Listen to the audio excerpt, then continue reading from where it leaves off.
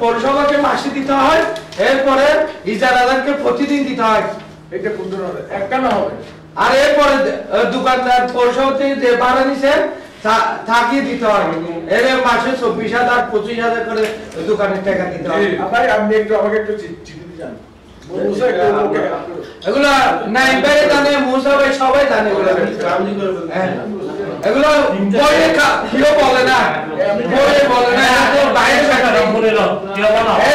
এরা ব্যবসায়ী তো বাইরে ব্যবসায়ী। নাম আয় বই একটা দিন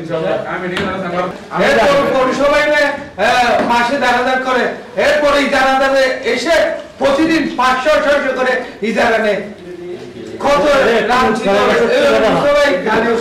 আমি জানি এগুলো বললে তো হয় না। বলছিলাম বলবেন আপনি একটা লিখিত দেন, আমি একটা ডিসি কে দিয়ে এটা আমি এখন কোটা আন্দোলনে অনেকবার বলছিলাম ইজারাদারকে, আমি বলছি ভাই এরা কষ্টে আছে, হয়তো কর্ম সুযোগ নাই, এখন খাস খানিছেন আরে বেশি নিতে হবে। এর বাইরে আরো কি জানেন?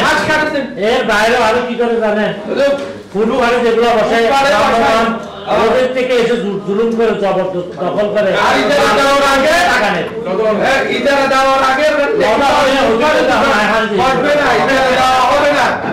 আমি আপনাকে কাগজ এটা নিয়ে আসবো, পৌরসভায় বলে আমাকে একটু বলেন।